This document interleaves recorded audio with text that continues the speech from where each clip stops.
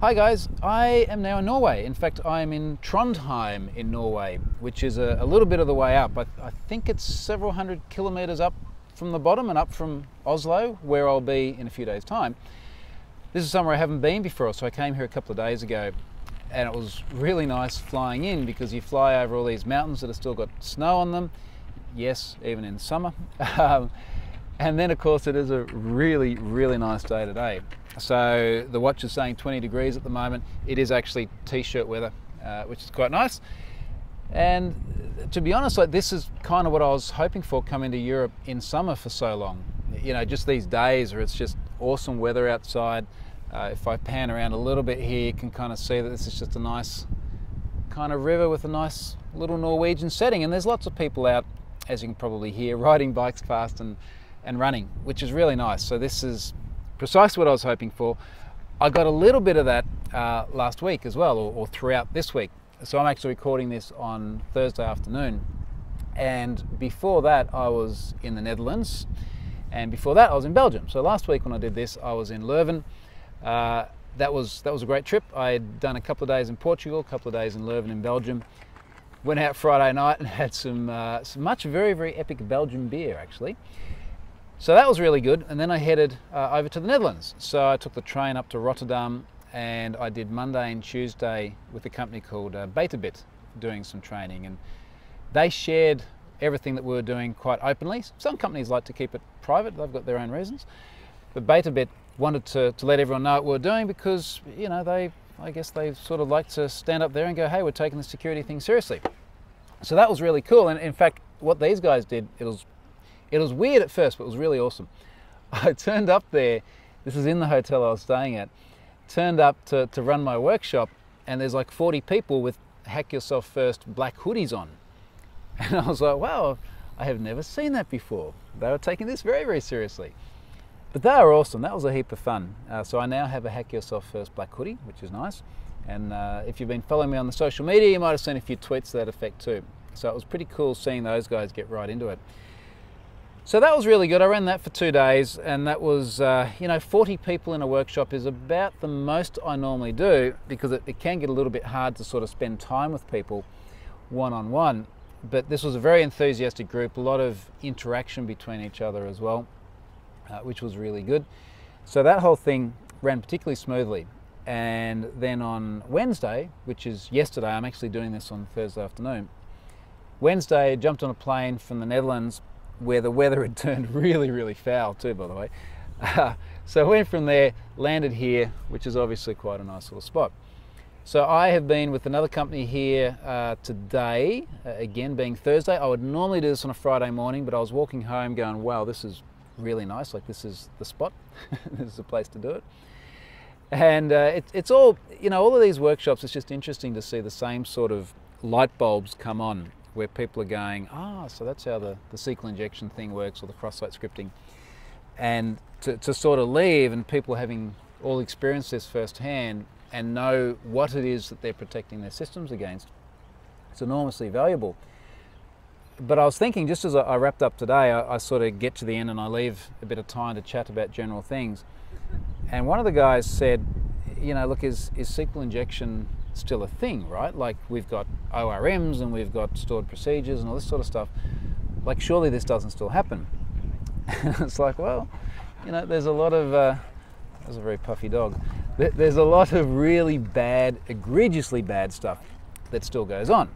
So, okay, SQL injection is still #1 in the OWASP top 10. So there's that. Obviously, that's still impactful. I showed a little Google Doc where you search for sites with that are running PHP that have ID equals in the URL. And I grabbed I think 5 of the first 6 results, whack an apostrophe on the end of the URL, SQL error, SQL error, SQL error. Problems all over the place. So there's that. The other thing I said though, and I think that this is a really interesting insight into technology and developers and how we build stuff in general, is that the people in that room who are working for the company that is invested enough in their security and indeed just in their software quality to decide it's worthwhile taking people away from their jobs for 2 days, which is expensive when you get, say in the case of the Netherlands, 40 people. Imagine 80 man days, what's that worth? It's a lot of money. So the companies that are invested enough to do this are really aware of why security is important. But they are this tiny, tiny, tiny slice. And I always like referring to one of Scott Hanselman's comments. So Hanselman says, and I think he was referring to people who go to conferences. He's like, you guys are this small slice of the overall community. And there is this dark matter developer, mass of dark matter developers out there. So these are the people who never go to events, probably don't sit there watching Pluralsight courses, probably clock off at 5 o'clock, and there's nothing wrong with that per se. I know plenty of very smart people who do that. But people who are not necessarily passionate and in love with what they do. And I was sort of thinking back to my life in the corporate world and thinking back to how many people were there building software because this was a step to get them doing what they really wanted to do. So a lot of people I knew, particularly given I worked across Asia and there are some really interesting cultural differences there, a lot of them, they wanted to be managers, they wanted to be leaders. Software development was something that would help them get to that, but they really wanted to get out of that as soon as possible. So they weren't particularly in love with what they were doing, and they weren't particularly invested in code. And the companies that I was with at the time, certainly I could never see spending money to get someone like me in to do what I do. So I think sort of the interesting observation there is that we almost sort of live here in our own echo chamber. And by virtue of you watching or listening to this, you're kind of in tune with this stuff. And again, you are sort of the exception, and there is the dark matter developers out there, which is the vast majority of other people who've just never really even given this a thought. So that's sort of my my insightful bit for the day. And you know, frankly, there's not a lot of new stuff I've done this week, so I thought I'd just kind of delve into that because it just kept playing on me after I left this workshop today. So what I did do this week is I did write a piece for my Security Sense column, and I wrote a bit about how Apple had just reminded me how sucky the web was. Now, this is by no means a criticism of Apple, but it was some of the things that they'd just released. So they did their WWDC show this week, which, whether you're an Apple developer or not, or whether you like Apple products or not, is always a really interesting thing because, let's face it, Apple has a way of getting traction on things like barely any other company does. And the number of times Apple releases something and people go, oh yeah, but that's been around for ages. And it's like, yeah, but they made it successful. You know, things like the watch, for example. Plenty of wearables out there, but the watch is the one that really got traction. Apple was the first one to really get traction in the watch market.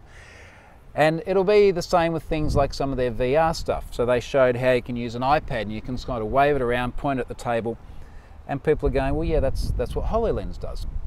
There's a very big difference between a device you spend thousands of dollars with that's fairly, I guess, solely focused on being something you put on your head and you have an augmented reality experience. Big difference between that and the thing that I have in my bag, the iPad, or the thing I'm talking at the moment, the iPhone, which so many people have got, and it will bring AR and the likes to the masses. Anyway, getting back to the Security Sense thing, one of the things I was lamenting, if you like, as I watched this keynote, is two of the features that Apple talked about were really just there to try and make stuff suck less that shouldn't suck in the first place. And I'll give you some examples. So one of them was they're disabling autoplay for videos on websites. Now this is a shit experience, right? The autoplay, not the disabling of it. And I was reminded of that even just this week. And in fact, I've got a screen cap that I put in the header of my Security Sense column, where I'm in the workshop and I'm looking up Wi-Fi enabled rubbish bins in London. Google it if you don't know what this is about. So I'll look up these rubbish bins. Actually, I'll put it in the notes, then that way I've actually got some material to add to this week. But I've looked it up, I've come across a CNET article, I've opened it up, I'm talking about the article, and then there's this bloody video down on the bottom right, just auto-playing. And of course I'm plugged into the speakers, so it's blaring out over the speakers. And to add insult to injury, it's sitting over an ad that's showing my head because it's an ad for NDC, which brings me to the next thing about the Apple thing that made me a bit depressed. There's a whole bunch of dudes, we'll watch this as it comes past, they are sitting in inflatable boats, like I'd give my kids, and they're floating down the river, and they sound kind of pissed. You know, not like angry pissed, like they've had quite a few beers. Here they go. Oh, I've got to point it down.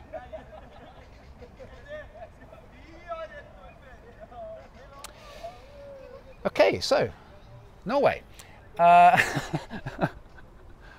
That's kind of cool. They have actually got one of the little floaties like my daughter would wear, you know, like the ones that go around here, like look like a little dragon or something with the head. That actually looks really comfortable, other than how cold it is in the water. All right, this is why I do these, right? So you see interesting things in different places. So the tracking, this was the other thing. So we got the autoplay video sitting on top of my head showing NDC, and the reason it's showing it to me is because the ads have been tracking me from place to place. So Apple are now adding more anti-tracking as well. And all of this is Safari on macOS. So they weren't clear about seeing it on Safari and iOS, for example. But you know, again, sort of the observation was they're going to stop the autoplay, crap experience. All right, they're going to stop the tracking, which many people would also argue is a crap experience. I don't like seeing my head appear in ads, believe me, it's weird.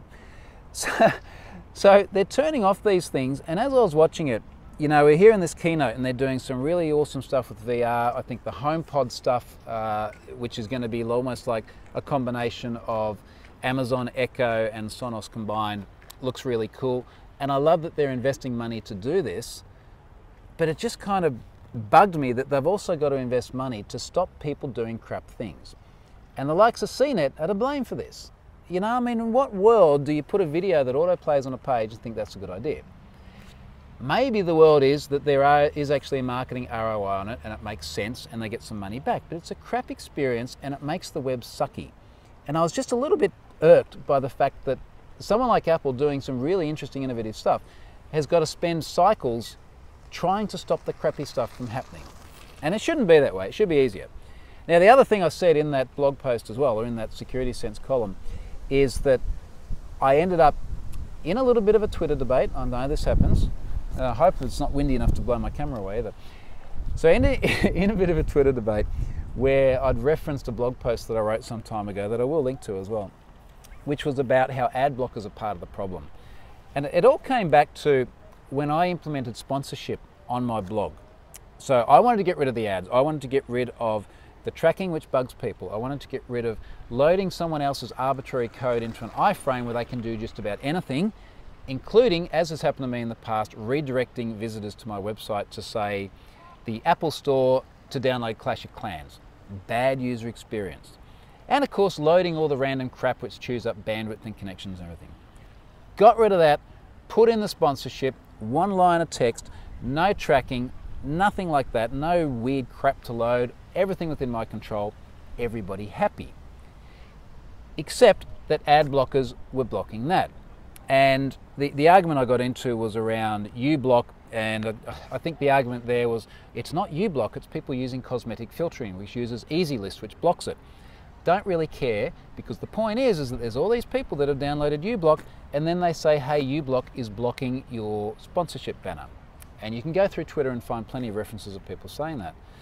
And I guess what kind of frustrated me there is not only do we have this thing where Apple is having to waste cycles trying to stop the nasty things like autoplay and trackers, but then we have the blockers come along that are not only blocking the nasty things, but they're blocking the good things that are trying to replace the nasty things. And we're just in this vicious cycle that doesn't seem to want to give. I don't have good answers for that, other than possibly not blocking responsible ads, which I think is probably the easiest of all of these problems to solve. But clearly some people just don't want to see any ads no matter what. So anyway, that riled me up enough to deserve a column. I'm going to link to that. Last thing before I head off, because I'll make this another short one, is that I am being sponsored again by HelpNet Security.